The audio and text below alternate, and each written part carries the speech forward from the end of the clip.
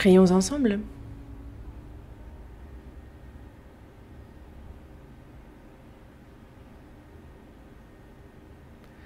Dieu notre Père, toi qui nous aimes, qui es saint et miséricordieux, nous étions éloignés de toi, nous étions perdus dans le péché, mais tu as eu pour nous de la miséricorde. Et le jugement et la malédiction que nous devions recevoir, c'est le Seigneur Jésus qui s'en est chargé à notre place. Et par le précieux sang que le Seigneur versa, tu lavas éternellement nos péchés, et tu fis que sans aucun mérite de notre part, nous fûmes sauvés. Tu as fait de nous tes enfants, et tu nous donnes l'espérance glorieuse de pouvoir entrer dans ton royaume éternel. Pour toutes ces grâces, nous te remercions.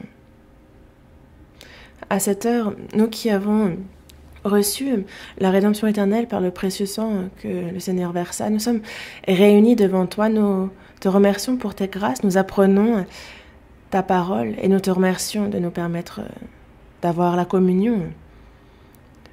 À cette heure encore, il y a cette parole, ta volonté sainte que tu souhaites nous révéler et comment il nous convient de vivre, enseigne-le nous.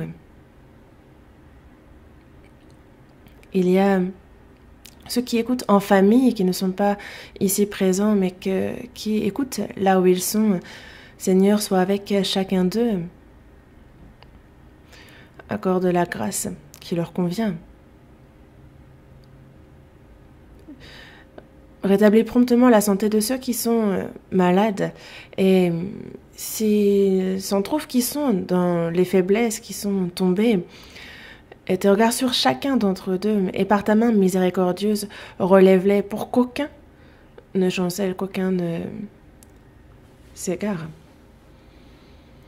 Et que parmi nous, devant toi, aucun ne se perde. Et par ta main puissante et miséricordieuse, affermis-nous, tiens-nous, que le Saint-Esprit nous guide encore maintenant, nous nous confions en lui et nous avons prié au nom du Seigneur Jésus qui nous aime. Amen.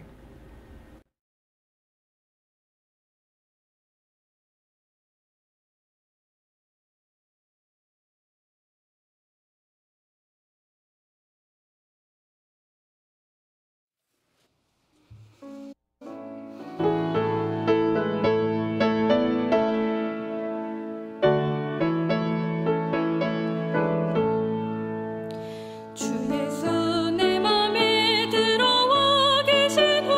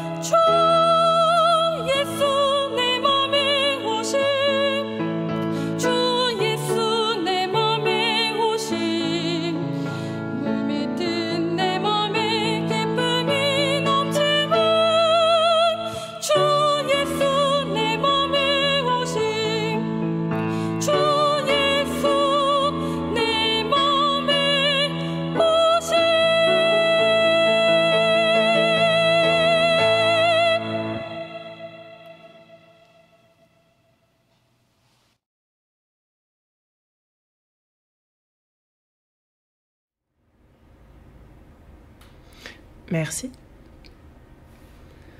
Ouvrons la Bible. Évangile selon Matthieu, chapitre 5.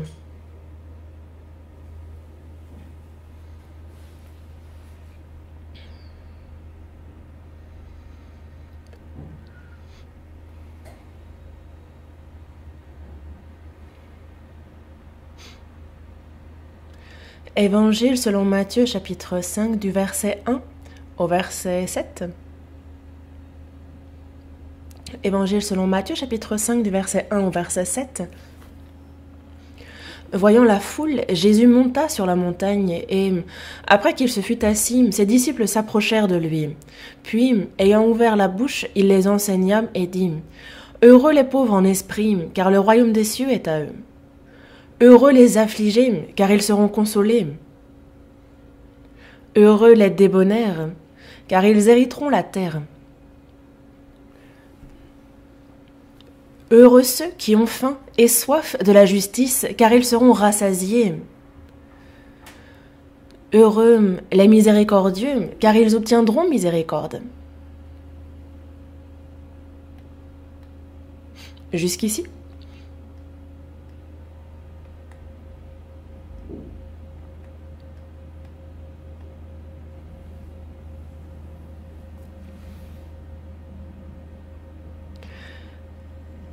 Cet hiver glacial dont on ne voyait pas le bout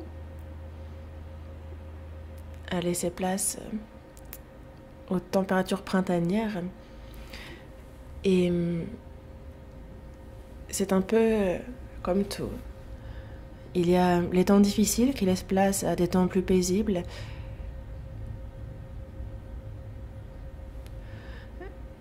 Toute l'année dernière, ce sont des moments particulièrement difficiles que nous avons traversés.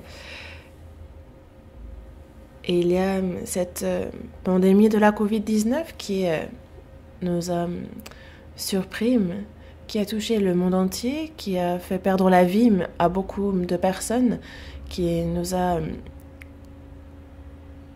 imposé des restrictions dans plusieurs aspects de notre vie. Et cela nous a impactés, mais nous avons continué la communion, la prédication de l'évangile. Nous avons beaucoup à faire. Et c'est vrai qu'il est dommage de peut-être avoir été restreint en cela. Et c'est assez frustrant. Mais nous avons tout de même gardé la foi. Notre foi pour Dieu, pour Christ, n'a pas changé. Et quand je vois ça, je rends grâce. La prédication de l'évangile continue, malgré les difficultés. On voit plus de sauvés. Et c'est quelque chose pour lequel je rends même davantage grâce à Dieu. J'ai récemment eu des nouvelles de la mission aux Philippines. Et donc on m'a téléphoné pour m'en parler.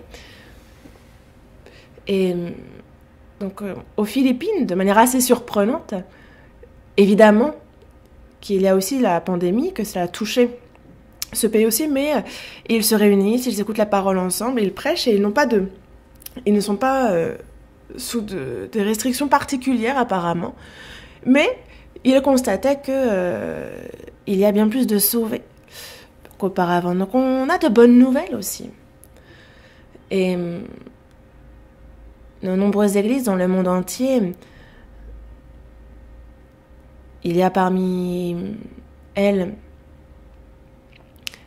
certes, il y a des frères et sœurs qui souffrent eux-mêmes de la pandémie. Nous rencontrons des difficultés réelles, mais nous sommes ensemble dans la prière et pour l'œuvre de Dieu, nous entraidons les uns les autres pour surmonter les difficultés. Et c'est bien ce qui fait que il y a vraiment consolation et joie que Dieu nous donne au travers de la difficulté. Et quand on voit le salut des âmes, c'est ce qui fait notre joie véritablement. Et en ce dimanche matin, donc nous revenons sur l'Évangile selon Matthieu, chapitre 5, et sur la parole de Dieu qui nous parle de ceux qui sont heureux. Jésus, voyant la foule, lui s'assoit Alors, il est sur la montagne, il s'assied, ses disciples s'approchent de lui. Et donc, il y a cette foule, ceux qui s'assoient aussi pour écouter la parole du Seigneur. Et cette scène, on l'a décrit comme étant le sermon sur la montagne. Mais ce n'est pas seulement à l'époque, encore maintenant, on voit le monde entier. Cette foule qui est sous les yeux du Seigneur. Il y a ceux qui ont déjà reçu le salut, les disciples, les saints, qui sont près du Seigneur. Et le Seigneur se tient auprès d'eux aussi. Et donc, il s'adresse ici à ses disciples, mais il s'adresse également à nous. Et ce que dit ici le Seigneur, ces paroles qu'il nous adresse dans Matthieu chapitre 5, ce qu'on appelle ce sermon sur la montagne, ce long sermon que nous adresse le Seigneur, commence par « Heureux ceux qui font ainsi ». Et ce sont des versets très importants, je le crois. Qui est heureux? Le Seigneur souhaite nous rendre heureux, nous donner le bonheur. Mais ce bonheur-là est bien différent de celui auquel pensent les gens de ce monde, même complètement différent. Dieu n'est pas là pour donner ce qu'on lui demande, il nous donne ce dont nous avons le plus besoin. Le Seigneur nous parle de ce dont nous avons le plus besoin, et cette grâce qu'il nous accorde devient notre bénédiction. Et quelles sont ces bénédictions que donne le Seigneur? On apprend à ce sujet. Qui sont ceux qui sont heureux? Heureux sont ceux qui entrent dans le royaume des cieux, n'est-ce pas? Et donc ceux qui peuvent y entrer. Il y a déjà...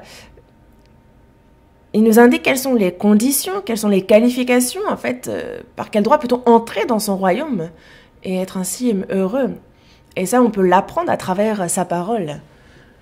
Et donc, heureux les pauvres en esprit, comme je vous en ai parlé précédemment, l'homme vient les mains vides et repart les mains vides. Et c'est bien la raison pour laquelle nous sommes voyageurs, nous sommes pèlerins sur cette terre. Mais ce que Dieu donne, c'est glorieux et éternel. C'est son royaume, le royaume des cieux. Et pour entrer dans ce royaume, il faut que, sur cette terre, nous sachions qu'il n'y a ni véritable bonheur, ni véritable satisfaction. Il faut savoir combien pauvres nous sommes en esprit. Car il n'y a dans ce monde aucun bonheur que l'on puisse recevoir avec les richesses de ce monde. Pourquoi? Parce que notre âme est perdue devant Dieu. Et c'est pour cela qu'il nous faut que la chair est peut-être pauvre, mais l'on peut être riche, avoir beaucoup de biens et pourtant être quand même pauvre en esprit. Qu'est-ce que l'espérance? Qu'est-ce que le véritable bonheur? Si on n'a pas la réponse à cette question, alors après notre mort, si l'on ne connaît pas où on se rend après la mort, ceux qui n'ont pas cette réponse non plus sont vraiment misérables, ils sont vraiment les plus malheureux, car il faut pouvoir connaître notre état spirituel pour pouvoir entrer dans le royaume des cieux. Et je vous en ai parlé déjà à plusieurs reprises, mais il nous faut connaître déjà combien pauvres nous sommes en esprit pour entrer dans le royaume des cieux. Il dit aussi « heureux les affligés, car ils seront consolés ». Et dans ce verset, il nous parle du fait que il faut que devant Dieu, nous sachions combien nous sommes pauvres, combien nous sommes misérables spirituellement, et aussi combien grande est aussi la malédiction, le jugement que nous devons recevoir selon l'état spirituel dans lequel nous sommes. Et affligés à cause de notre péché et connaître donc ce pardon pour être consolés du fait que nous ne sommes désormais plus sous la condamnation, nous ne sommes plus jugés. Heureux les affligés, car ils seront consolés, consolés par la rédemption des péchés, c'est ce dont il nous parle. Heureux les débonnaires, les gens doux, Car ils hériteront la terre, ceux qui ont été justifiés, ceux qui ont reçu la rédemption éternelle et qui n'ont pas seulement reçu la vie venant de Dieu, mais qui ont aussi reçu les sentiments de Christ, qui ont son cœur en eux. Ce n'est plus moi qui vis, c'est Christ qui vit en moi. Car il n'a pas seulement donné la vie, mais il a aussi donné les sentiments de Christ en nous. Christ vit en nous. Et dans Matthieu chapitre 11, verset 29, comme il nous l'a dit, il est dit « Prenez mon joug sur vous et recevez mes instructions, car je suis doux et humble de cœur. » Je suis doux et humble de cœur. Et la douceur, l'humilité sont les traits de caractère de chrétien. La nature divine de Dieu à laquelle nous participons. Je suis doux et humble de cœur. Être doux devant Dieu et, quelles que soient les épreuves auxquelles nous faisons face, d'être obéissant, de supporter et surmonter ça dans le silence. Et il a dit justement qu'une telle personne hériteront la terre. Preuve que nous sommes sauvés, c'est cette douceur, l'obéissance en silence à la parole de Dieu. Avant de recevoir le salut, nous sommes égoïstes, nous sommes individualistes, nous sommes cruels. Et les hommes deviennent de plus en plus sauvages. Mais petit à petit, alors que l'homme croit, alors en tant que sauvé, il va voir aussi cette personnalité de Christ se former en lui. Je suis doux et humble de cœur. Et une autre preuve certaine du salut, justement, non pas seulement la vie de Christ, mais aussi cette personnalité de Christ qui se forme dans la personne. Et il y a donc cet héritage spirituel qui nous est réservé et dont il nous parle, que nous en hériterons. Heureux ceux qui ont faim et soif de la justice, car ils seront rassasiés. Et celui qui est doux et humble de cœur, et certes, il est heureux, il est aussi satisfait, mais il y a quand même la faim, la soif de la justice, ce cœur qui souhaite poursuivre la volonté de Dieu, lui être agréable. C'est un peu lorsque l'on n'a ni à manger ni à boire. Ce n'est pas de cette faim-là, de cette soif-là dont on parle, mais de ce cœur ardent vis-à-vis de la justice de Dieu. Les hommes de ce monde, ceux qui ont faim vont chercher à manger, ceux qui ont soif vont chercher à boire, n'est-ce pas? Il y a ce cœur de notre côté qui souhaite ardemment faire la volonté de Dieu. Comme Jésus l'a bien dit, juste avant d'être crucifié. Toutefois, que non pas sa volonté se fasse, mais que celle du Père se fasse. Et le diable l'a tenté, lui disant « Si tu as faim, fais de cette pierre du pain. » Mais Jésus a bien répondu « L'homme ne vivra pas de pain seulement, mais de toute parole qui sort de la bouche de Dieu. » Et nous, c'est bien de la parole dont il faut que nous nourrissions. On a aussi cette volonté d'accomplir la volonté de Dieu. Et c'est d'ailleurs, nous avons ce cœur ardent.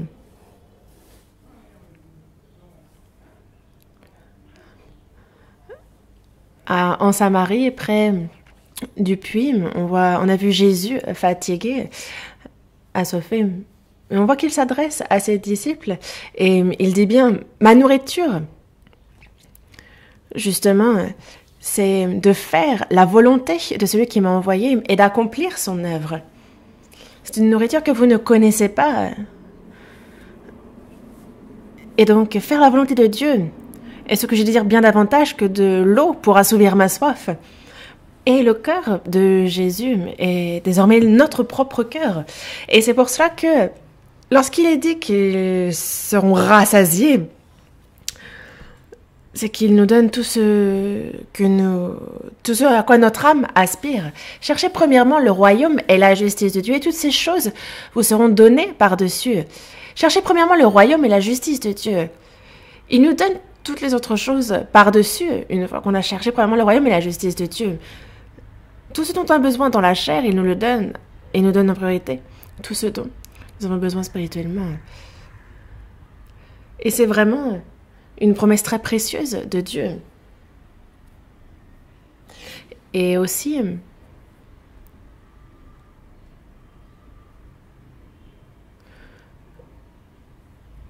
il dit « Heureux les miséricordieux, car ils obtiendront miséricorde ». Aujourd'hui, nous allons réfléchir à ce verset. « Heureux les miséricordieux ». Qu'est-ce que les miséricordieux? Miséricordieux, c'est avoir de la sympathie, de la miséricorde, être généreux, indulgent, charitable, avoir de la compassion, être gracieux vis-à-vis d'eux. C'est être généreux vis-à-vis d'autrui. C'est bien cela, la miséricorde.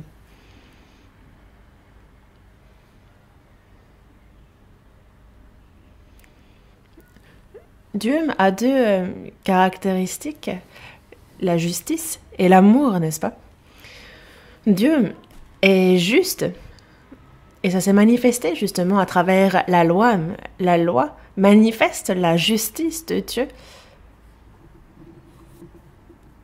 Et justement, l'âme qui pêche est celle qui mourra vis-à-vis de la loi. Mais s'il n'y avait que la justice et pas l'amour, alors nous serions tous voués à la mort. Mais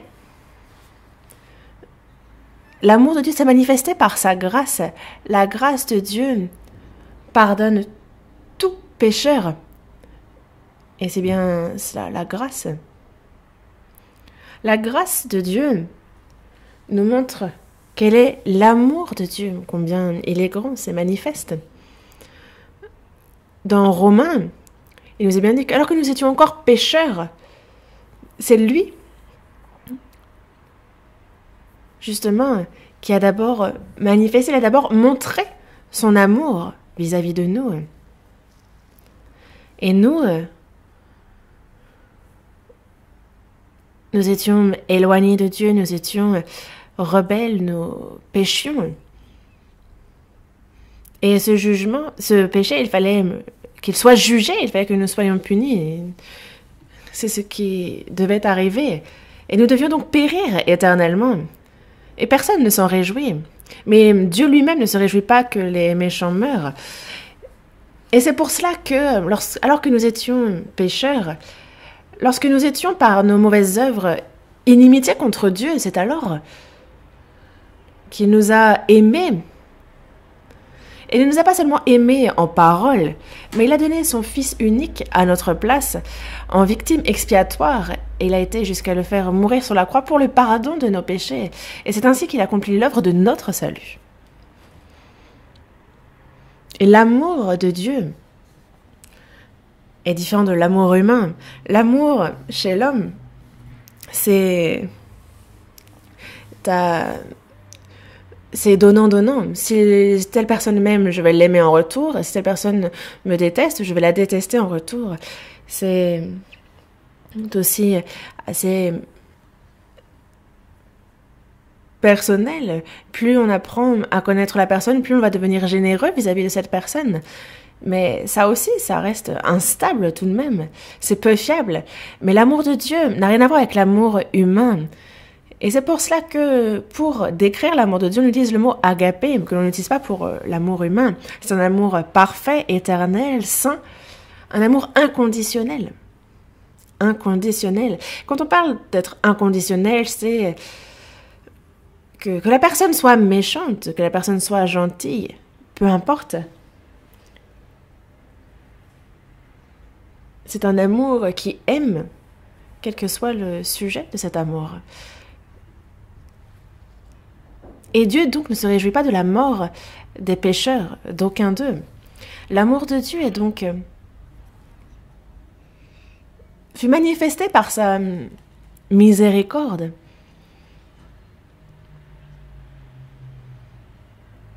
Et c'est pour cela que dans la première épître de Jean, chapitre 4, verset 18, il dit « Nous l'aimons parce qu'il nous a aimés le premier.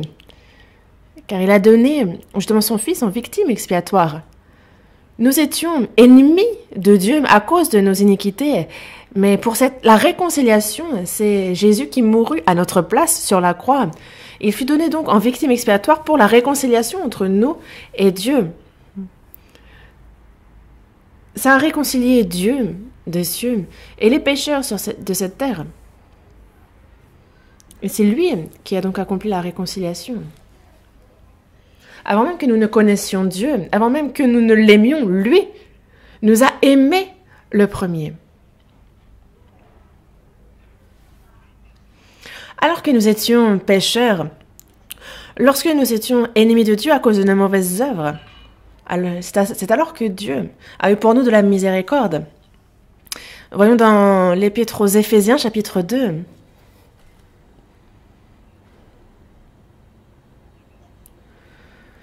Éphésiens, chapitre 2.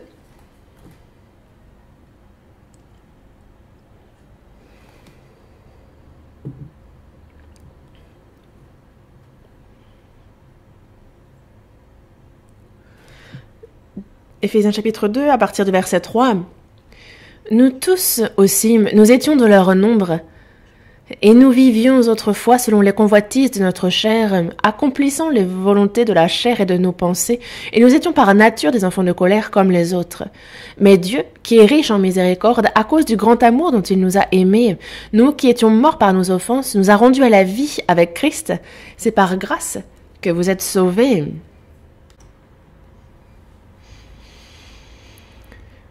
Nous suivions autrefois selon les convoitises de notre chair. On suivait le prince de la puissance de l'air. On accomplissait les volontés de la chair et de nos pensées. Nous vivions exactement comme tout le monde. Et nous étions par nature, nous étions fondamentalement, de manière innée, des enfants de colère, voués à la perdition, au jugement. Mais Dieu, lui qui est riche en miséricorde, à cause du grand amour dont il nous a aimés, lui, on nous parle de Dieu qui est riche en miséricorde, n'est-ce pas? Il est riche en miséricorde. Lui qui nous a aimés, et c'est à cause du grand amour dont il nous a aimés. Et nous ne pouvons pas saisir à quel point grand est cet amour. Combien il est haut, combien il est saint, combien il est aussi profond, combien il peut ramener un pécheur, même s'il est tombé, jusqu'au fin fond, au plus profond. Et la largeur de cet amour, plus large, plus vaste que l'univers, que l'océan, et la longueur de cet amour, l'éternité de cet amour. Et ce grand amour, cet amour surprenant, ce grand amour dans mon cœur, c'est la paix et la joie qu'il me donne, ce grand amour. Ce grand amour. Cet amour qui m'accueille, qui ouvre les bras à n'importe quel pécheur, même le plus grand. Ce grand amour. L'amour de Dieu qui est riche en miséricorde. Et ce grand amour en est justement le résultat de cette miséricorde. Dieu, riche en miséricorde, s'il n'était pas miséricordieux, nul ne pourrait être sauvé. Parce que nous sommes bons? Parce que nous sommes justes? Non. Ce n'est le cas de personne. Le seul moyen pour nous d'être sauvés, c'est la miséricorde de Dieu à notre égard. Avant même que nous ne connaissions Dieu, avant même que nous ne l'aimions, Dieu nous a premièrement aimés. C'est lui qui nous a aimés en premier. Et parce qu'il est riche en miséricorde, alors il a manifesté son amour. Et à cause du grand amour dont il nous a aimés, alors c'est de manière inconditionnelle que nous avons reçu le salut. Et c'est par le moyen de la foi, ça ne vient pas de nous, c'est le don de Dieu. C'est un don gratuit que nous avons reçu de Dieu, le salut. Et c'est bien pour cela que l'amour de Dieu, comme il est dit dans Matthieu, chapitre 18, verset 14, il est dit que ce n'est pas la volonté de votre Père qui est dans les cieux, qu'il se perde un seul de ses petits. Ce n'est pas la volonté du Père, ce n'est pas ce qu'il veut. Quel que soit le pécheur, combien bas il est, combien il est perdu, ce n'est pas la volonté de Dieu qu'il se perde. Et dans 1 Timothée chapitre 2 verset 4, il veut que tous les hommes soient sauvés et parviennent à la connaissance de la vérité. Dans la seconde épître de Pierre, chapitre 3, verset 9, il est dit qu'il use de patience envers vous, ne voulant pas qu'aucun périsse, mais voulant que tous arrivent à la repentance. Il y a cet amour de Dieu, sa miséricorde, et on voit la patience dont il use vis-à-vis des hommes, des pécheurs. Elle est insaisissable. Vis-à-vis des pécheurs qui sont voués à la perdition, mais on voit l'amour qu'il a pour eux.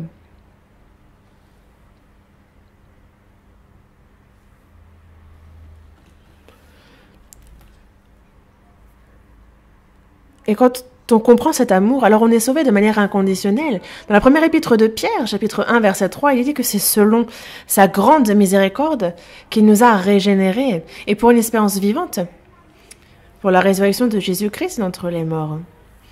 C'est sa grande miséricorde qui nous a régénérés. C'est selon sa grande miséricorde. Jésus est mort à notre place, il a pardonné nos péchés, et par sa résurrection, il nous a donné la vie éternelle et l'espérance de pouvoir entrer dans son royaume éternel. Et il nous fait ainsi naître de nouveau, et il nous régénère, et il nous donne une espérance vivante.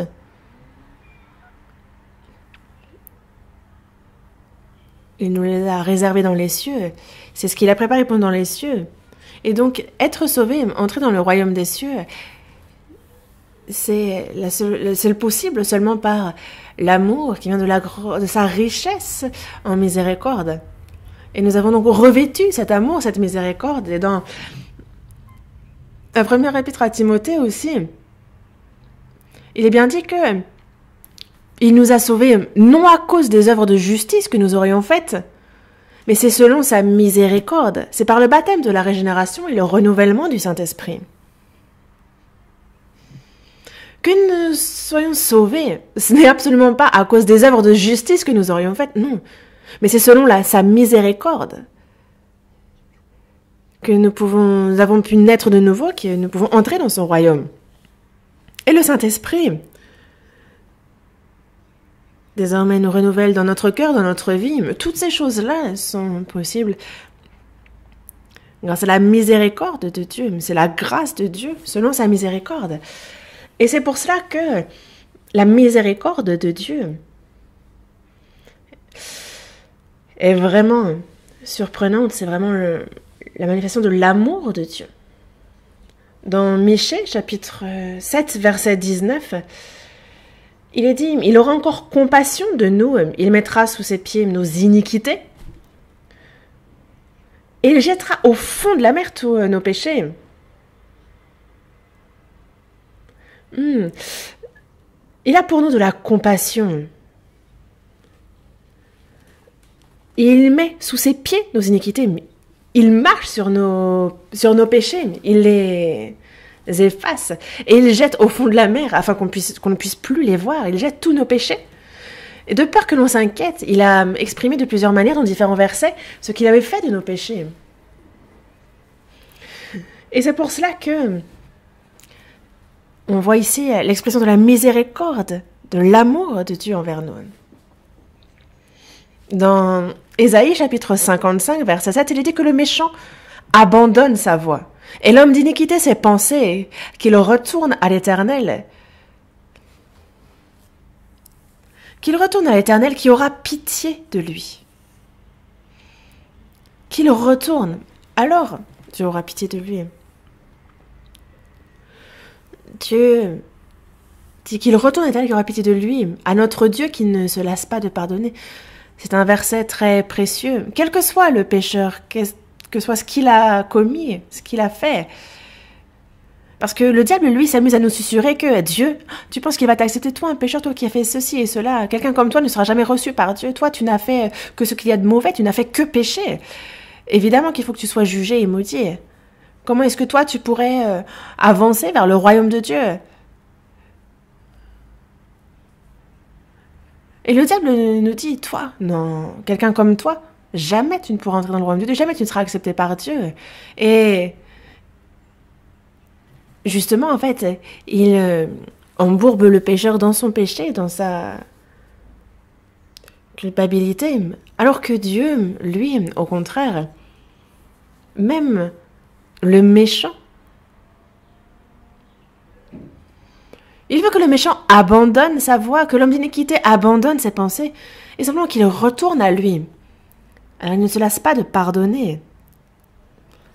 Il aura pitié de lui, et il le répète constamment, n'est-ce pas, de retourner à lui, de se détourner de nos voies et de retourner à lui. Dans Luc, chapitre 18, du verset 9 au verset 14, en fait, quand on regarde ce passage, il y a une parabole que le Seigneur nous adresse en parlant de personnes qui se rendent au temple pour prier. Donc, il y a 2 hommes qui montent au temple pour prier. L'un est pharisien et l'autre est publicain. Le pharisien, lui, sert Dieu. Il est parmi le peuple d'Israël, peut-être celui qui fait partie de la confession la plus pieuse parmi les Juifs, quelqu'un qui observe de manière extrême les commandements, qui jeûne, qui fait les offrandes, qui justement, on le voit à travers sa prière, il est debout, il prie en lui-même et il dit moi, justement, je jeûne 2 fois la semaine, je donne la dîme de tous mes revenus. Ils sont zélés dans les offrandes. Il dit, moi, vraiment, je rends grâce. Je ne suis pas comme le reste des hommes, mais je ne suis pas comme ce publicain non plus. Je ne suis pas adultère, je ne suis pas ravisseur, je ne suis pas injuste. Ce n'est pas faux. Parmi les hommes, il est peut-être le plus sage, mais ça ne le rend pas juste devant Dieu. Dans Ésaïe, chapitre 64, verset 5, il est bien dit que nous sommes tous comme des impurs et que toute notre justice est comme un vêtement souillé. On pourra être juste aux yeux de Dieu. Cela reste impur, cela reste un vêtement souillé. Et qu'est-ce que vous voulez qu'il dise? Qu'est-ce que vous voulez qu'il fasse d'un vêtement souillé? Lui qui est pur. Et donc c'est vraiment de l'hypocrisie. C'est quelque chose que Dieu ne reçoit pas. La justice humaine devant Dieu est un vêtement souillé. Adam et Ève se sont revêtus de feuilles de figuier, n'est-ce pas? Et c'était insensé que de se présenter ainsi devant Dieu. Mais le publicain, lui, il se tient à distance. Et lui-même a enfreint tous les commandements de la parole. Il est très éloigné peut-être de la piété du pharisien. Et on pourrait dire en termes plus contemporains qu'il arnaque, c'est un escroc. Mais il désire tout de même la grâce de Dieu. Mais il n'ose même pas lever les yeux au ciel, il n'ose même pas se tenir près du temple. Le pharisien, lui, est debout, il prie, il lève les bras. Le publicain, lui, se tient à distance, il n'ose même pas lever les yeux au ciel. Et il dit quoi? « Ô Dieu, sois apaisant vers moi, moi qui suis un pécheur. » Il ne dit pas « j'ai commis ça au ciel », il dit juste « je suis un pécheur, moi-même je ne suis que péché. Mais sois apaisé envers moi. » On peut très bien avoir commis telle ou telle chose et demander grâce, demander à Dieu miséricorde. Il est vrai que les péchés peuvent entraîner la peine de mort, mais on peut tout de même demander, n'est-ce pas, à miséricorde, on peut demander, parce que, et surtout à Dieu, sois apaisé envers moi. L'homme s'est présenté s'appuyant sur sa justice, l'autre s'est tenu à distance, s'appuyant sur Dieu, lui demandant simplement d'être apaisé, demandant seulement la miséricorde de Dieu. Et on voit bien que c'est le publicain qui est descendu dans sa maison justifié plutôt que l'autre.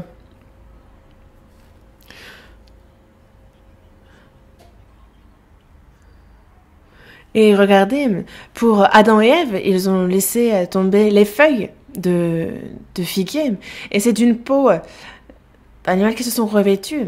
C'est Dieu qui nous revêt des habits de justice, de sa justice, des habits de peau de salut. Et donc celui-ci est descendu dans sa maison justifié plus haut que l'autre. Dieu pardonne les pécheurs. Et On est justifié par la foi en Dieu, en ce qu'il a accompli pour les pécheurs. C'est cette foi-là qui justifie.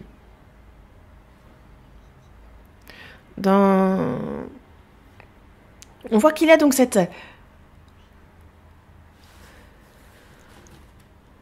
il y a justement on est gratuitement justifié par sa grâce, par le moyen de la rédemption qui est en Jésus-Christ. C'est gratuitement.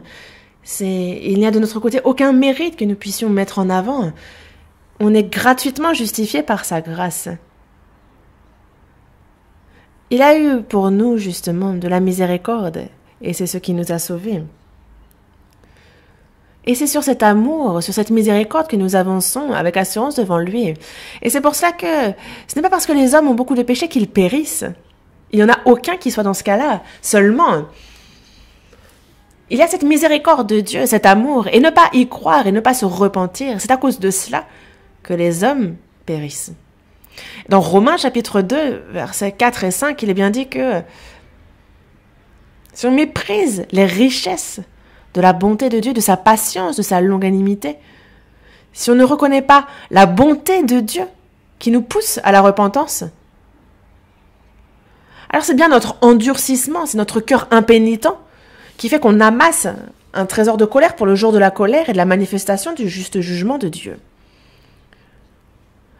La bonté de Dieu, lorsqu'il a pitié, sa patience, sa longanimité, sa bonté.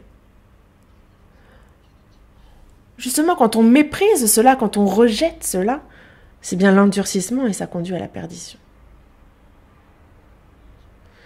L'entêtement, l'endurcissement, un cœur impénitent. Mais tout cela amasse un trésor de colère pour le jour de la colère et de la manifestation du juste jugement de Dieu. Et ça, c'est quoi? C'est l'incrédulité qui fait cela. La raison pour laquelle les hommes sont jugés, c'est qu'ils ne reconnaissent pas la bonté de Dieu qui pousse à la repentance. C'est qu'ils ne se repentent pas.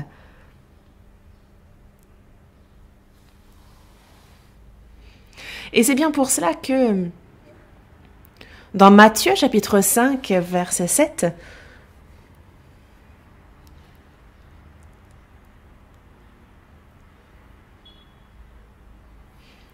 heureux les miséricordieux, car ils obtiendront miséricorde. Combien peuvent être miséricordieux? C'est seulement ceux qui se sont revêtus de la miséricorde de Dieu qui peuvent être à leur tour miséricordieux. Ceux qui ont reçu cette miséricorde peuvent l'être à leur tour vis-à-vis des autres. Et c'est la même chose pour l'amour. On reçoit l'amour du Seigneur et ce qui nous permet d'aimer les autres. Heureux les miséricordieux, car ils obtiendront miséricorde. Ceux qui ont reçu la miséricorde de Dieu peuvent être miséricordieux vis-à-vis des autres. Parce qu'ils ont connu cette grande miséricorde, celle de Dieu. Lorsque nous avons reçu le salut, c'est un amour, une miséricorde inconditionnelle de Dieu que nous avons reçue. Et après notre salut aussi, nous sommes imparfaits, nous sommes faibles. Et donc c'est constamment que l'on reçoit et que l'on doit recevoir cette miséricorde de Dieu. Constamment. Et c'est pour cela que dans notre marche, dans notre vie de foi, on voit cette miséricorde qui continue de se manifester. Et c'est à travers ceux qui ont premièrement connu cette miséricorde que cette miséricorde sera manifestée au monde.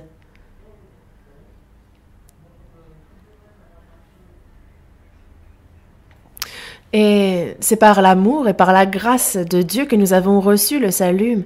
Et c'est pour cela que la joie, la paix que nous avons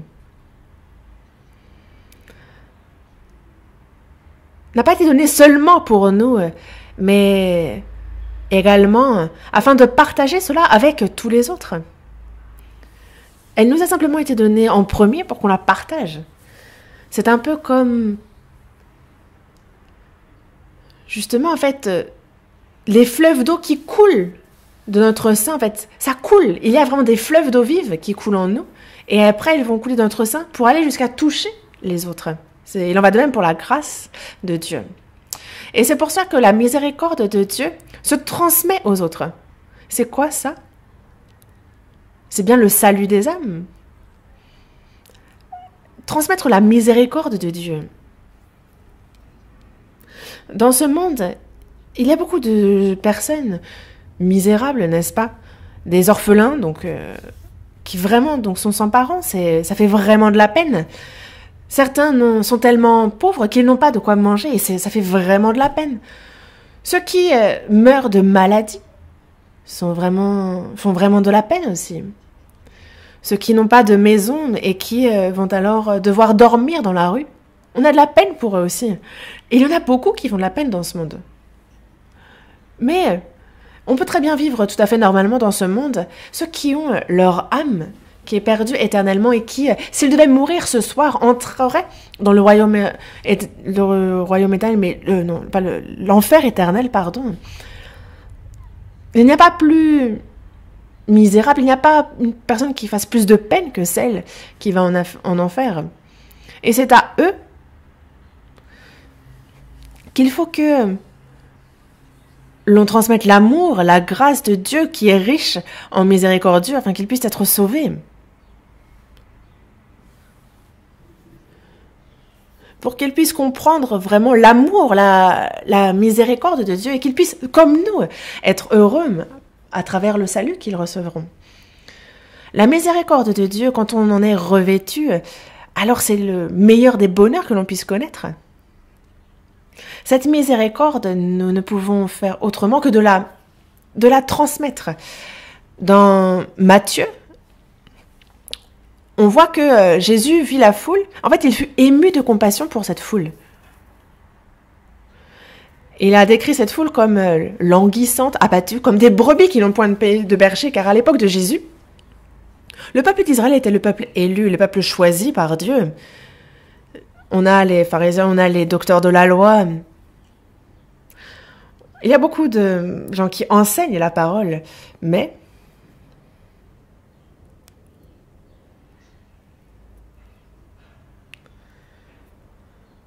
ce n'étaient pas les bergers qui peuvent nourrir, qui peuvent guider les brebis. Non, ils étaient comme aux yeux du Seigneur. Justement, il a été ému de compassion parce qu'il a trouvé cette foule languissante, abattue, comme des brebis qui n'ont point de berger. Et nous aussi, en fait, il faut que nous ayons le même regard que le Seigneur. Il faut que nous puissions regarder de la même manière les gens de ce monde, avec le même regard. S'il fut ému de compassion à l'époque, c'est encore le cas maintenant. Regardez tous les gens de ce monde. C'est avec le regard de Jésus qu'il nous faut les regarder et avoir de la peine pour eux. Être ému de compassion, comme le Seigneur le fut à l'époque. Il faut que nous aussi nous regardions avec le même regard ce monde. Actuellement, on pourrait dire que l'on est à l'apogée du christianisme. Il y a beaucoup d'églises, de pasteurs, de confessions de foi. Mais le berger qui nourrit et guide le berger, il est difficile d'en trouver. Nombreux sont ceux qui disent croire, mais ceux qui sont véritablement nés de nouveau sont trop nombreux. Et c'est le Seigneur lui-même qui nous en parle, disant qu'il y a peu. Parce que beaucoup chercheront à entrer et ne le pourront pas, à entrer dans le royaume des cieux. Peut-être une personne parmi des milliers, peut-être une personne parmi des millions, qui sait? Est-ce que ce n'est pas surprenant? Et c'est bien pour cela que nous, Dieu qui est riche en miséricorde, il faut que nous ayons cette miséricorde dans notre cœur, qu'on la prêche aux autres pour les aider à recevoir le salut. Il y en a encore trop, notre famille, nos proches, nos amis, mais pas seulement, aussi nos voisins, les gens de ce monde, tous, sans exception, font tous de la peine. Il fut ému de compassion pour tous. Et il faut que, comme le Seigneur regarda ce monde, il faut que nous ayons le même regard sur ce monde. Nous, il y a la pandémie de la Covid-19 qui... On voit les chiffres des décès, on voit les actualités, on voit les accidents de voiture qui ont tué plusieurs personnes, on voit ce genre de... Mais la chair de tout le monde périt et meurt. Mais il faut penser à l'âme qui, elle, si elle n'est pas sauvée, terminera éternellement en enfer. Et ça c'est vraiment, vraiment de la peine. Car il est réservé à l'homme de mourir une seule fois, après quoi vient le jugement. Et c'est de siècle en siècle que l'on souffre une fois entré en enfer. La mort n'est pas la fin. Il y a bien pire que la mort. Il y a un problème bien plus sérieux. Et nous, si l'on n'a pas de miséricorde pour les hommes, alors qui en aura? Qui pourra les consoler? Il faut les aider pour leur salut. Et même vis-à-vis d'un ennemi que nous pourrions avoir, il nous faut avoir de la miséricorde pour cette personne que nous n'aimons pas. Car c'est alors que nous étions ennemis de Dieu, c'est alors qu'il a eu pour nous de la miséricorde, de la compassion et qu'il nous a sauvés. Et nous, quand on voit quelqu'un qui commet peut-être une mauvaise action, on se dit « Ah, lui, il doit vraiment finir en enfer. » Non. C'est peut-être le cœur que vous avez, mais ça, ce n'est pas les sentiments, ce n'est pas le cœur de Dieu. Il faut penser que cette personne, il faut qu'elle aille aussi au ciel. Avoir un cœur, justement, qui se met en peine des autres, miséricordieux, qui a de la compassion. Et cette compassion qui se manifeste à travers nous, elle doit être transmise aux autres, justement. Quand on regarde dans Matthieu, on voit aussi une autre parabole que le Seigneur aborde. En fait, il y avait un homme qui descendait de Jérusalem à Jéricho. En fait, il tomba au milieu des brigands. Les brigands le dépouillèrent, ils le chargèrent de coups, ils s'en allèrent et ils l'ont laissé derrière à demi-mort. Jérusalem, c'est la ville sainte, c'est la capitale sainte, et Jéricho, c'est vraiment la ville de perdition. Et ça descend de Jérusalem à Jéricho.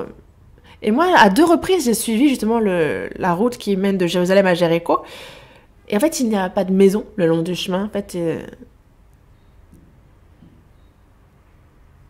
il n'y a que parfois des bars. On voit des fois aussi des brigands qui sont cachés et qui vont justement attaquer les pèlerins, les voyageurs qui passent, leur prendre leurs vêtements. Et on m'a même dit que parfois, c'est la mort que risquaient ceux qui passaient s'ils n'étaient pas prudents. C'est des choses qui arrivaient à l'époque et qui arrivent encore maintenant. Mais ils s'en allèrent et le laissèrent à demi-mort. En fait, demi-mort, donc il ne faisait que souffrir, il ne pouvait pas se relever lui-même. En gros, il attendait la mort. Mais il y a un sacrificateur qui lui aussi descend de Jérusalem à Jéricho. Il passe par hasard, descend par le même chemin. Mais il a vu cet homme et il passe outre. Il dit, ah, pas de chance pour lui, il a rencontré des brigands, il va mourir. Ah. Mais il passe outre. En se disant, ah, vraiment, le monde est injuste. On voit ensuite un lévite, qui est donc, lui, pieux. Et donc l'homme se dit, bon, ben, un sacrificateur peut-être pas, mais un lévite, lui, par contre, il va vraiment m'aider. Mais en fait, il passe aussi outre, il se dit, ah, il est trop saint, il est passé. Et après, il voit quelqu'un d'autre arriver, la personne s'approche. Et par exemple, un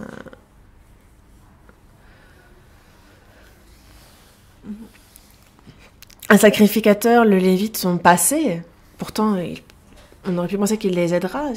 Ah, si vous me laissez là, comme ça, qu'est-ce qui va m'arriver? Mais les deux sont passés. Mais la troisième personne qui se présente, c'est un Samaritain. Donc il voyageait, il était venu là, mais en fait il fut ému de compassion lorsqu'il le vit, donc il s'approcha, il a bandé ses plaies, il a versé de l'huile et du vin, il a mis aussi donc celui qui est blessé sur sa monture, il l'a conduit à une hôtellerie, il a pris soin de lui. Pourquoi ? Parce que il a certes sorti d'affaires au sens où sa vie n'est plus en danger, mais il a des blessures profondes qu'il faut penser, qu'il faut guérir. Et il va donc donner 2 deniers au tenant de l'hôtellerie et de prendre soin de lui le temps qu'il revienne, disant je te le rendrai quand je reviendrai. Et donc il le confie à cette hôtellerie Et le bon samaritain désigne Jésus, n'est-ce pas? Celui qui a rencontré les brigands, c'est un juif. Il part de Jérusalem et s'en va à Jéricho, et c'est là qu'il rencontre les brigands. Le sacrificateur, le lévite, ne l'aide pas. Mais les Juifs qui vivent à Jérusalem et les Samaritains sont vraiment en mauvais termes. Ils ne se considèrent pas l'un l'autre parce que justement, à l'époque, en fait, il y a les Samaritains qui sont des Juifs qui se sont mêlés aux étrangers. Et donc, vraiment, ils ont très peu d'estime les uns pour les autres, et les Juifs considèrent les Samaritains comme des animaux. Dans la mesure du possible, n'ont pas affaire à eux. Et c'est pour ça que le Juif, par exemple, des fois quand il parlait de Jésus, il disait de Jésus qu'il était lui-même un Samaritain, qu'il était possédé d'un démon. Il disait de Jésus qu'il était un Samaritain, mais c'était pourtant le Sauveur. Et on voit justement le sang et le Saint-Esprit, c'est vraiment ça, l'huile et le vin, c'est ce dont on a absolument besoin pour guérir. Et en même temps, c'est ce qui permet dans l'urgence de soigner les plaies d'un blessé. On a le vin qui justement va désinfecter.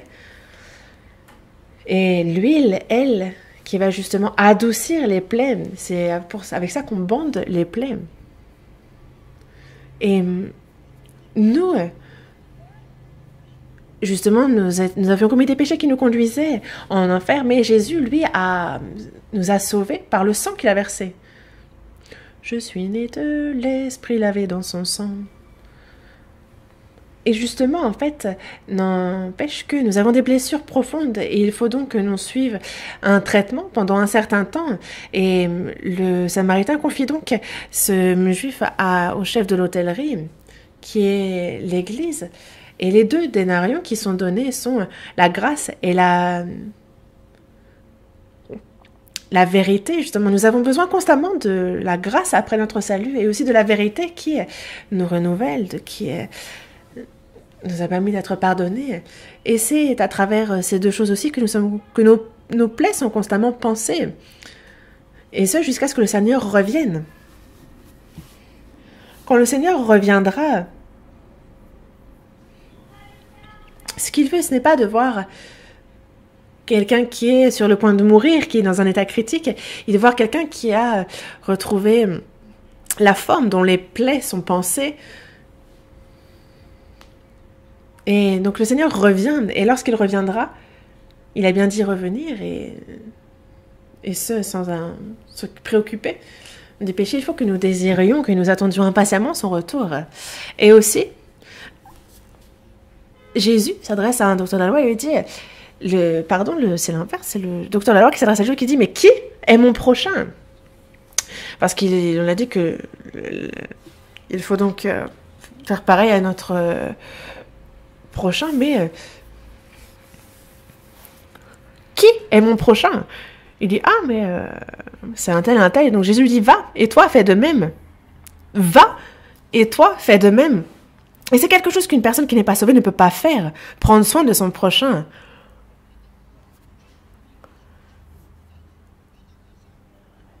Et justement, si tu as bien reçu le salut, alors il faut que tu ailles, que tu fasses de même, comme Jésus a fait, avoir de la miséricorde, de la compassion. Aider les autres à recevoir le salut. Comme le Seigneur Jésus l'a fait pour nous. Il nous faut faire de même. Va, et toi, fais de même. Avoir de la miséricorde pour autrui.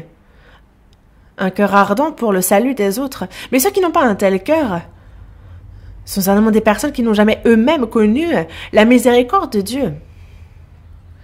Comment une personne qui elle-même a reçu la miséricorde de Dieu, comment pourrait-elle ne pas avoir un cœur qui a de la compassion pour les âmes qui périssent? Et lorsque l'on est sauvé, c'est un cœur qui naturellement se forme en nous et qui est plus fort que tout autre.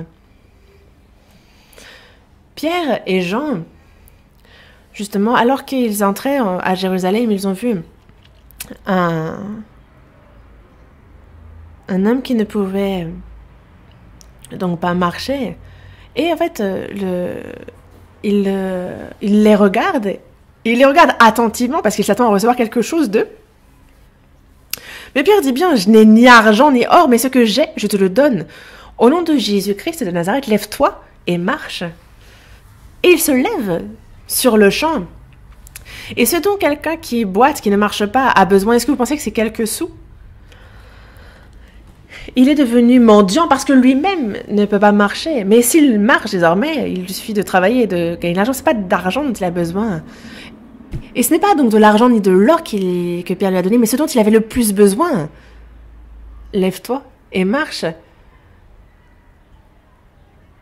Et donc Pierre n'avait pas non plus spécialement la capacité, la force pour l'aider, mais ce qu'il a pu, il le donnait. Il y a des choses que nous-mêmes aussi, on peut donner, nous avons reçu gratuitement, il nous faut donner gratuitement. Est-ce que l'on n'arriverait même pas à faire ça?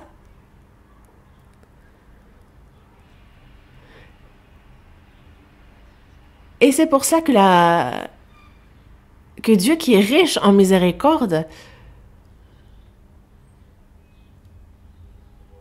c'est la volonté de Dieu que l'on transmette cette miséricorde pour le salut des âmes. C'est ce qu'il faut que nous fassions. Jésus fut élevé dans les cieux et il dit à la toute fin dans Marc chapitre 16 verset 15, il a dit « Allez par tout le monde et prêchez la bonne nouvelle à toute la création. » À toute la création, à tout homme. Prêchez la bonne nouvelle. La bonne nouvelle étant la suivante, que tout pécheur peut être sauvé. Dans Romains chapitre 1 verset 16, il est dit de l'évangile que c'est une puissance de Dieu pour le salut de quiconque croit. Comprendre la grâce de Dieu et la foi permet d'être sauvé. Et comment pourrait-on ne pas prêcher cela alors? Et donc, dans le Proverbe chapitre 24, du verset 11 au 12, il est bien dit « Délivre ceux qu'on traîne à la mort, ceux qu'on va égorger, sauve-les. » Car ils sont quoi? Ils sont traînés à la mort. Ceux qui ne sont pas sauvés, s'ils meurent, ils sont vraiment traînés vers l'enfer. Et il est bien dit donc, délivre-les, sauve-les. Ne les laisse pas comme ils sont là, alors qu'ils vont être égorgés, sauve-les.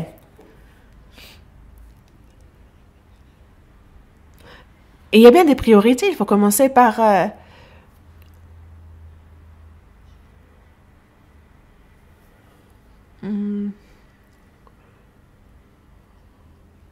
On voit avec la pandémie dans les hôpitaux, les infirmières, les médecins qui courent partout, qui n'ont pas le temps pour eux, pour le salut des patients. On le voit parfois justement quand il y a des tremblements de terre ou quand il y a aussi des catastrophes naturelles. Pour sauver ne serait-ce qu'une vie de plus, on les voit s'affairer partout, courir partout et ne pas dormir pendant plusieurs jours. Ils n'abandonnent pas pour que ne serait-ce qu'une vie en plus puisse durer. Vous l'avez vu aussi, n'est-ce pas? C'est précieux. Mais pour ce qui est du salut d'une âme qui va être égorgée, qui va en enfer, alors ça a une bien plus grande importance encore et c'est quelque chose qui réjouit Dieu aussi, qui le réjouit grandement. Et c'est pour ça que il nous est dit, délivre-les, sauve-les. Parce que si tu dis, ah, nous ne savions pas, celui qui pèse les cornes ne le voit-il pas et celui qui veille sur ton âme ne le connaît-il pas? Et ne rendra-t-il pas à chacun selon ses œuvres? Je ne savais pas. Menteur. Ceux qui sont sauvés le savent. Ceux qui ne sont pas sauvés l'ignorent peut-être, mais ceux qui sont sauvés le savent. Celui qui pèse les cornes ne le voit-il pas? Celui qui veille sur ton âme ne le connaît-il pas? Menteur. Comment est-ce que celui qui pèse les cornes ne pourrait-il ne pas voir cela? Il rendra à chacun selon ses œuvres. Ceux qui font le mal, ils recevront le mal. Et quel est le plus grand des biens que l'on puisse faire? C'est le salut des âmes, n'est-ce pas? Dans Jacques chapitre 4, verset 17, il est dit que celui donc qui sait faire ce qui est bien et qui ne le fait pas commet un péché. Désormais, il faut que On prêche l'évangile à toute la création dans le monde entier. Et c'est d'ailleurs ce que Dieu nous demande, c'est de la dévotion dans cette œuvre, de la dévotion dans la prédication de l'évangile, de donner notre temps, nos biens, toutes choses pour cette mission. C'est ce que Dieu nous demande.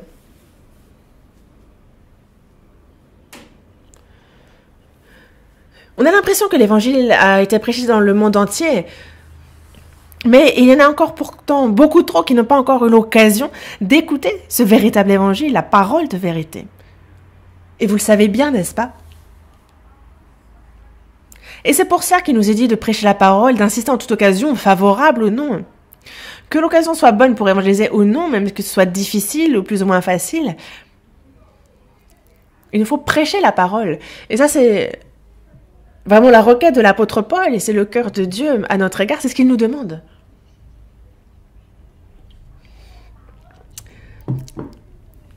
Ce n'est pas le pouvoir d'un politicien, ce n'est pas la force de la science non plus, ce n'est pas l'art, ce n'est pas la religion qui peut régler ce problème fondamental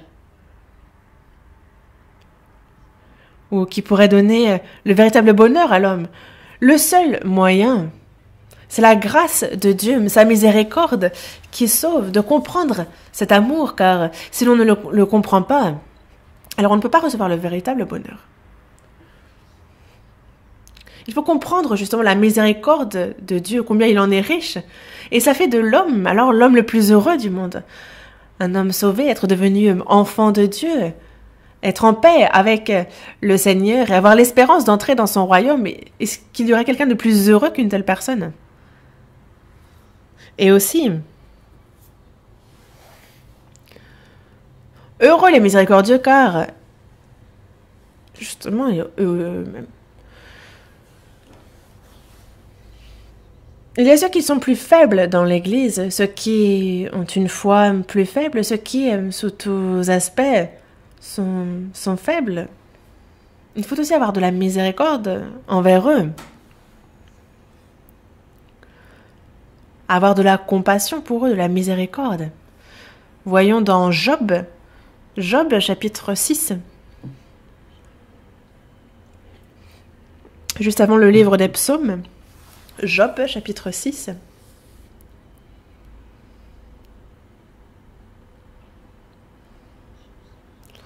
Verset 14. Job, chapitre 6, versets 14 et 15.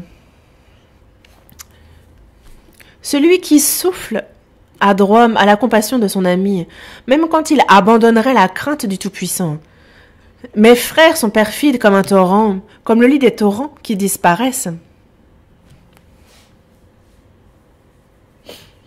Job était un homme qui craignait Dieu, qui le craignait bien, mais il fut testé par Dieu et il souffrit pendant un temps. Il perdit en une seule fois, à cause de plaies, tout ce qu'il avait, sa fortune, toute sa descendance, tout a été enseveli. Job fut atteint d'une maladie sur tout le corps. Et donc il a beaucoup souffert. Et d'ailleurs, il se grattait. Mais on voit qu'il y a 3 de ses amis qui viennent lui rendre visite. Et donc, pendant un moment, ils sont tellement sous le choc qu'ils ne parlent pas plusieurs jours. Et ensuite, que disent-ils? Ils disent, as-tu déjà vu quelqu'un être châtié sans avoir commis de péché? As-tu déjà vu quelqu'un ne pas commettre de crime et être puni? Et toi, qu'as-tu fait de mal pour être ainsi frappé? Les amis viennent lui rendre visite et ils ne le consolent pas. Ils ne pensent pas à ses plaies.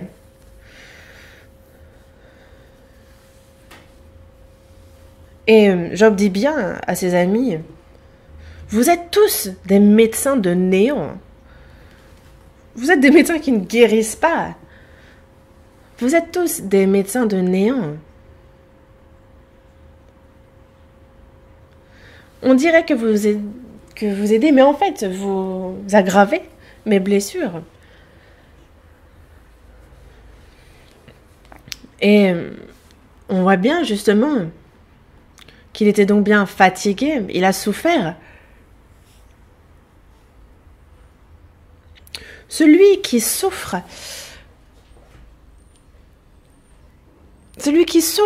lui, a le droit de... Même quand il abandonnerait la crainte du Tout-Puissant, il a le droit à la compassion de son ami. Mais mes frères sont perfides comme un torrent ou comme le lit des torrents qui disparaissent. Et lorsque vous avez le lit des torrents qui disparaissent, alors tous les arbres alentours s'assèchent et meurent.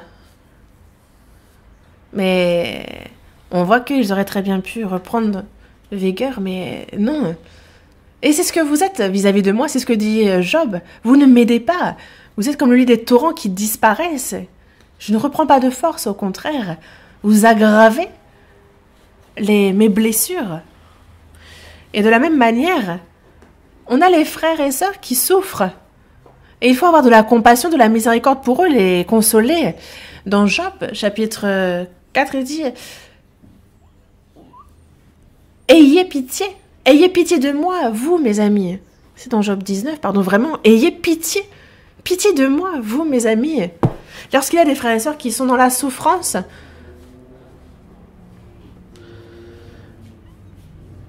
est-ce qu'il faut que les frères et sœurs se disent « Ah, lui, c'est qu'il a péché, qu'il est puni ainsi, et bien fait pour lui. » Non, c'est la consolation qu'il faut apporter à ce frère, le courage pour qu'il puisse se relever. Dans le psaume 103, verset 13, il est dit « Comme un père a compassion de ses enfants, l'Éternel a compassion de ceux qui le craignent. »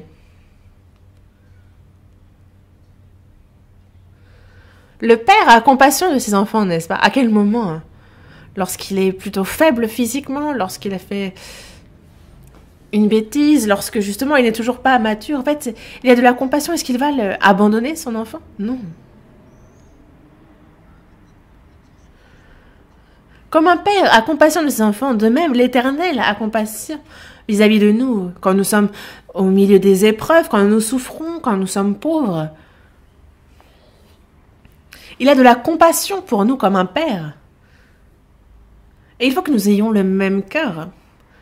Dieu a tout le temps de la compassion pour nous. Dans la première épître aux Thessaloniciens, chapitre 5, verset 14, il nous dit de consoler ceux qui sont abattus, de supporter les faibles.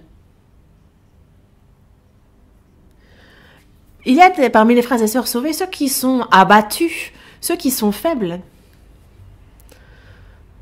Et on a tous besoin de protecteurs, car certains n'ont personne pour les aider.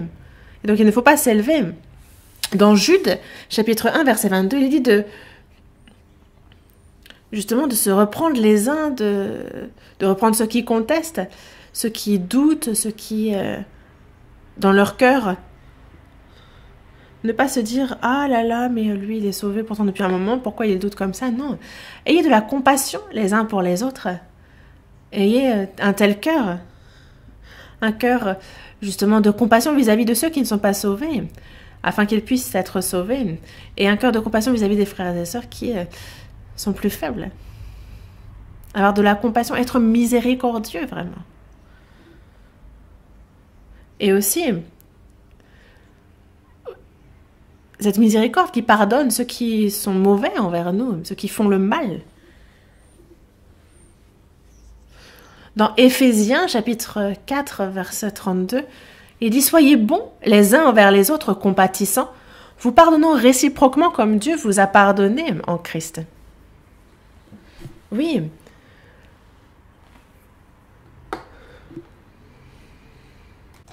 Soyez bons les uns envers les autres et compatissants.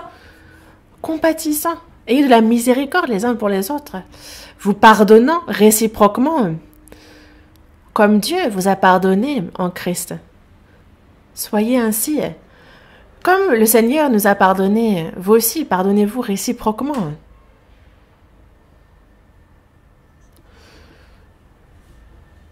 Parce que si on a un cœur qui ne pardonne pas, si on dit « Ah, ça c'est ta faute », si on a de la haine pour l'autre, un tel cœur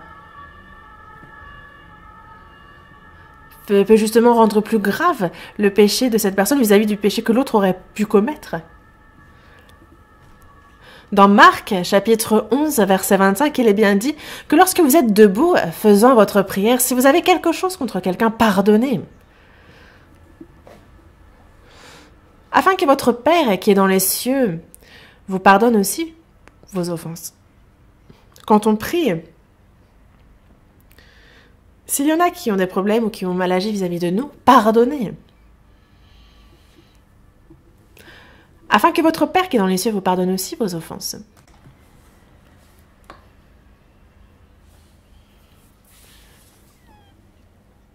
Nous avons été pardonnés de beaucoup de péchés devant Dieu, n'est-ce pas? Et à l'avenir, il y a ceux aussi que l'on doit pardonner. Mais nous, sous prétexte que l'autre a fait ceci ou cela, si on a de la haine envers cette personne, et qu'on demande ensuite à Dieu de nous pardonner ci ou ça, est-ce que vous pensez que ça fasse sens? Il nous est bien dit, priez ainsi, pardonne-nous nos offenses, comme nous aussi nous pardonnons à ceux qui nous ont offensés. Qu'est-ce qu'il dit par là? Nous commettons bien plus d'erreurs que nous ne faisons de bonnes choses. Et il faut donc que l'on pardonne autrui. Comme nous-mêmes nous avons été pardonnés, il faut que nous pardonnions aussi autrui. Car si on ne pardonne pas les autres et qu'on demande à Dieu pardon, alors cela ne marche pas. Pardonne-nous nos offenses comme nous aussi nous pardonnons à ceux qui nous ont offensés. Avoir un cœur qui pardonne, un cœur justement qui a de la miséricorde. Dans Matthieu, chapitre 18, du verset 23 au verset 35, en fait, on voit il y a un roi qui a voulu faire rendre compte à ses serviteurs. Et quand il se m'a compté, en fait, on lui en emmène un qui devait 10 000 talents.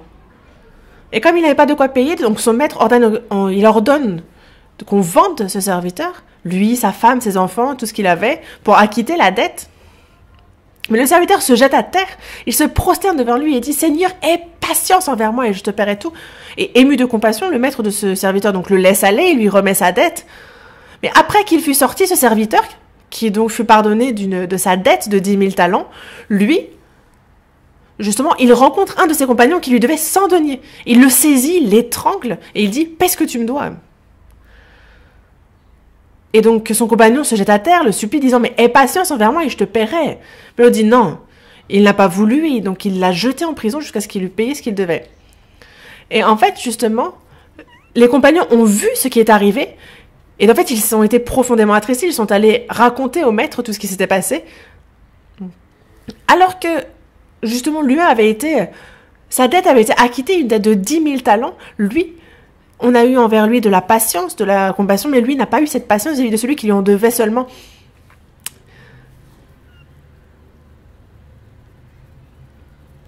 On lui devait seulement 100 deniers.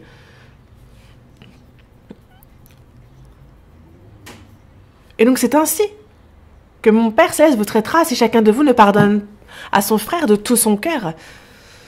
10 000 talents, si on fait le calcul, on est à peu près, en gros, à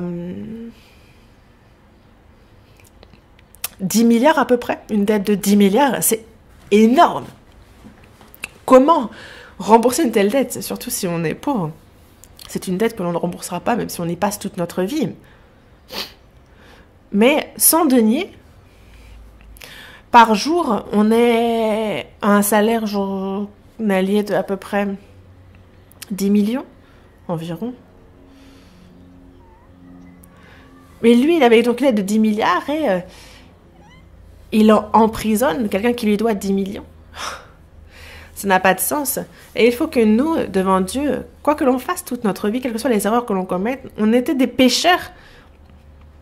Vraiment, c'était impardonnable. Et pourtant, Dieu nous a pardonnés. Il a jeté derrière lui, il a jeté dans les profondeurs de la mer, il a dit ne plus se souvenir de nos péchés, n'est-ce pas?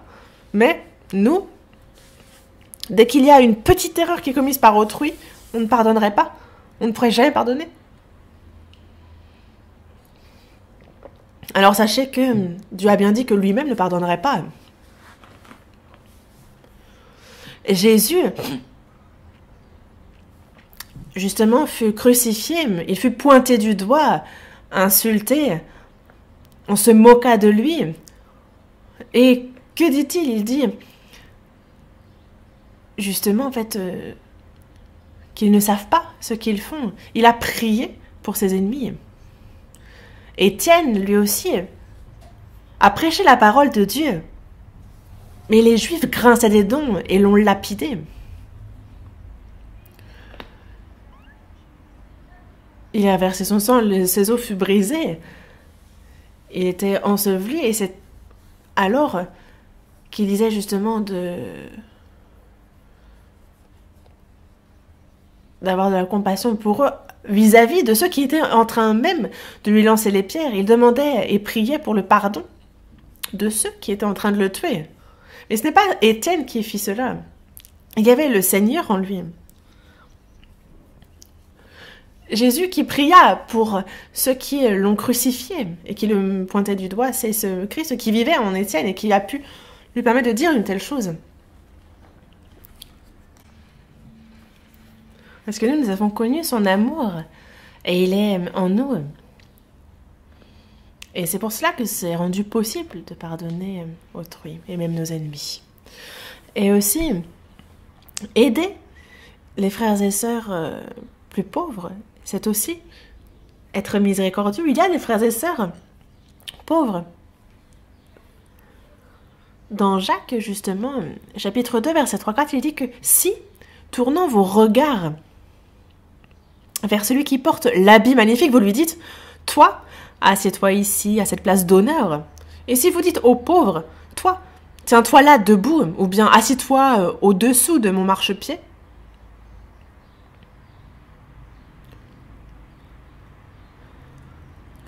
ne faites-vous pas en vous-même une distinction? Et ne jugez-vous pas sous l'inspiration de pensées mauvaises?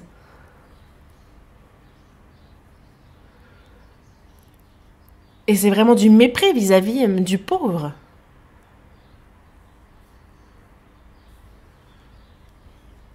Et une telle personne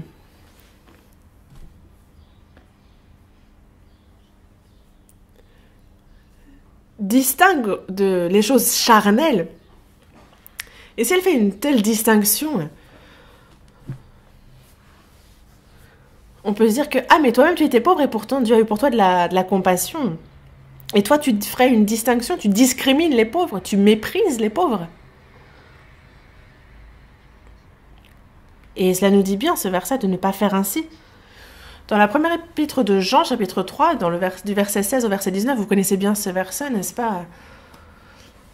En fait, nous avons connu l'amour de Dieu, en fait, en ce qu'il a donné sa vie pour nous.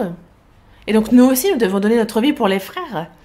Et donc, si quelqu'un possède les biens du monde, et que, voyant son frère dans le besoin, il lui ferme ses entrailles, comment peut-on dire que l'amour de Dieu demeure dans ce frère? Une personne qui n'aurait pas de quoi se vêtir, qui n'aurait pas de quoi manger. Et si on n'aide pas cette personne, alors comment pourrait-on dire d'une telle personne que Dieu demeure en lui? Petits enfants, n'aimons pas en parole et avec la langue, mais en action et avec vérité. Il y a des frères et sœurs pauvres, faibles, et ce n'est pas en parole qu'il faut aimer. Ce n'est pas avec la langue, mais c'est en action et avec vérité. Par là, nous connaîtrons que nous sommes de la vérité et nous rassurerons nos cœurs devant lui.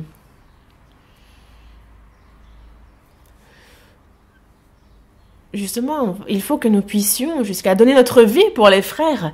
Il nous faut aimer, non pas seulement en parole et avec la langue, mais en action et en vérité. Qui ne peut pas aimer en parole et avec la langue? Tout le monde peut. Mais ce n'est pas un véritable amour un amour qui se contente de paroles et qui n'a aucune action. Par là, nous connaîtrons que nous sommes de la vérité et nous rassurerons nos cœurs devant Dieu. Nous pourrons être sans honte devant lui. Nous sommes affermis. Et dans Proverbe 17, verset 17, il est bien dit que l'ami aime en tout temps, mais que dans le malheur, il se montre un frère. Et nous ne sommes pas là, frères et sœurs, seulement pour quand tout va bien.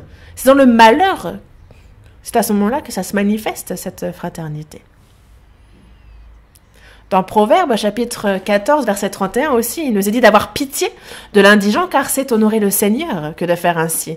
Avoir pitié de l'indigent, c'est honorer le Seigneur. comme nous le dit ce verset. Dans le Proverbe, chapitre 19, verset 17, il est dit que celui qui a pitié du pauvre prête à l'Éternel, qui lui rendra selon son œuvre.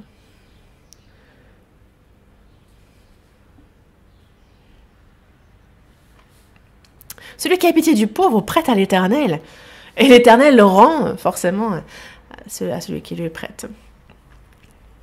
Telle ou telle personne ne peut pas me rendre, mais c'est pas forcément elle qui me rend, mais c'est Dieu. Dans les Proverbes chapitre 21, verset 13, il dit que celui qui ferme son oreille au cri du pauvre criera lui-même et n'aura point de réponse.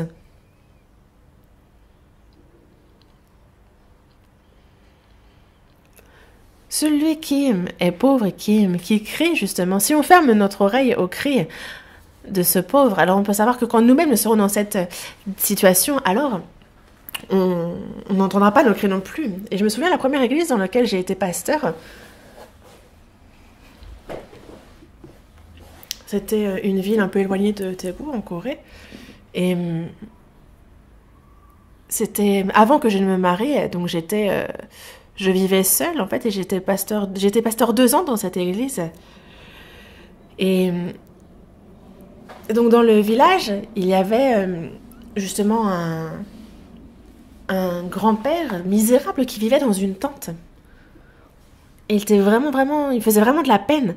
Mais lors des fêtes nationales, en fait, je recevais beaucoup de légumes, de fruits, de choses à manger.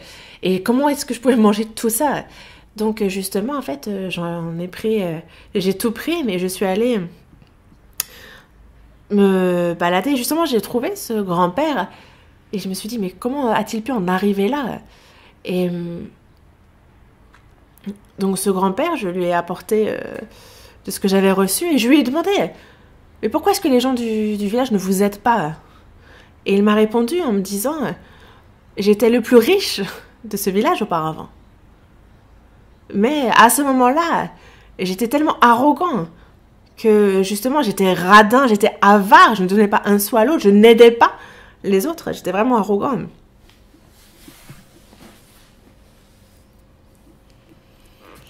Ma famille s'est dispersée, ma femme est morte, j'ai perdu tous mes biens, j'ai tout perdu. Et personne n'a eu pour moi de la compassion ensuite.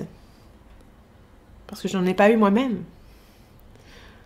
Lorsqu'il était riche, lorsqu'il était jeune, en fait, il reçoit la monnaie de sa pièce dans sa vieillesse. Et ça m'a rappelé ce verset. Lorsqu'on en est riche, si l'on ferme notre oreille au cri du pauvre, alors quand on criera nous-mêmes, on n'aura point de réponse. Dans le Proverbe, chapitre 28, verset 27, il est dit que celui qui donne aux pauvres n'éprouve pas la disette, mais celui qui ferme les yeux est chargé de malédiction. Donc quand on fait semblant de ne pas voir, si on ferme les yeux, alors on est chargé de malédiction. Celui qui donne aux pauvres n'éprouve pas la disette. Pourquoi? Parce que Dieu l'aide. Les hommes aident certes, mais c'est surtout Dieu qui aide. Mais celui qui ferme les yeux est chargé de malédiction. Et c'est pour ça que dans Galates, chapitre 6, verset 10, il est bien dit que pendant que nous en avons l'occasion, pratiquez le bien envers tous, et surtout envers les frères en la foi. Et donc,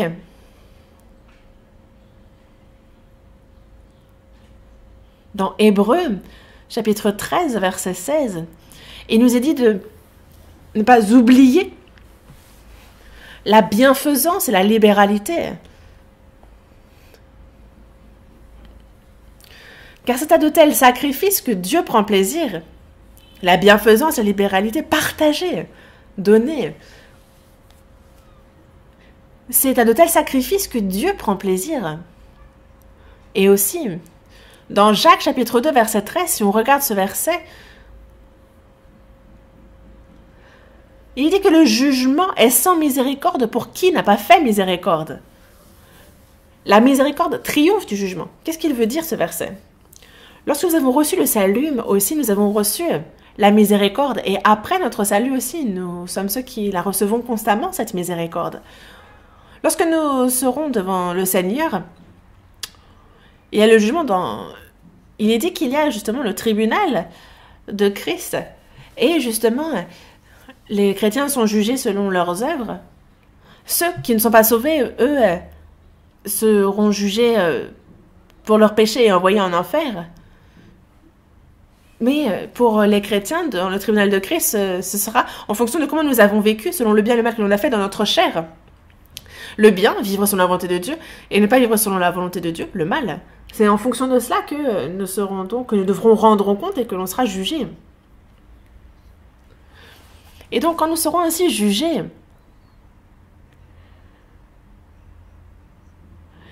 que l'on ait pardonné autrui et que l'on ait eu de la peine pour les pauvres, que l'on ait été miséricordieux lors du jugement, alors si on a été ainsi miséricordieux, nous serons nous-mêmes miséricordieux. Vous voyez, lors du tribunal, par exemple, quand il y a un crime qui est commis, lors du jugement, il arrive que l'on soit plus indulgent vis-à-vis de quelqu'un qui, par exemple, qui est confesse. Par rapport, il y a des circonstances atténuantes, n'est-ce pas? Et si j'ai été miséricordieux, alors lors du jugement, il a bien dit que la miséricorde triomphe du jugement. C'est ce dont il nous parle. Et c'est pour cela que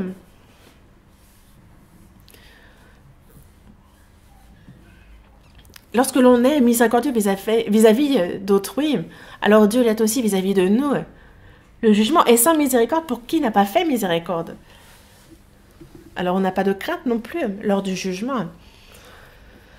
Parce que Dieu a de la miséricorde pour cette personne et va, même lors du jugement vis-à-vis des choses mauvaises, avoir de la miséricorde pour cette personne. Heureux les miséricordieux, car ils recevront la miséricorde.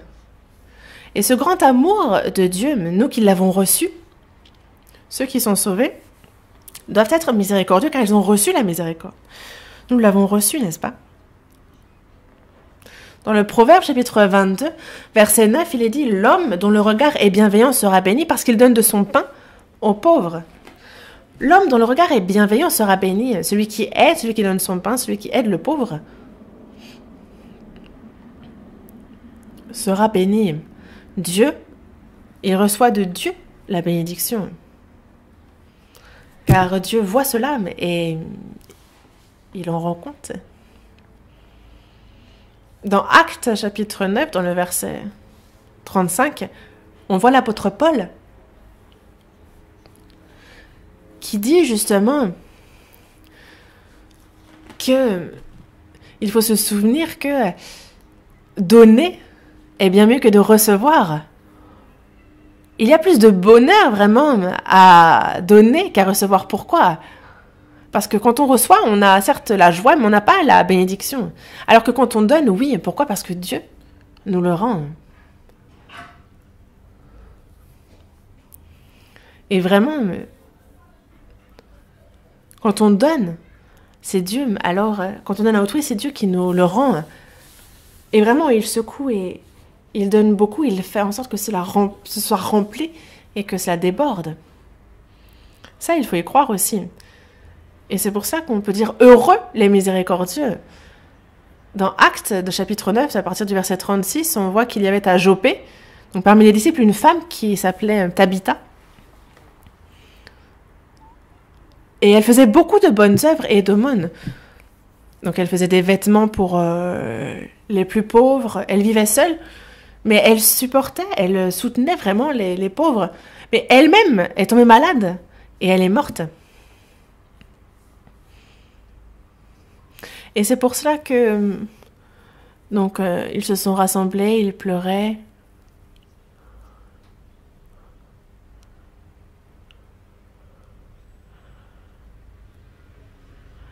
Et justement, ils ont demandé à Pierre de se lever, ils lui ont demandé de venir.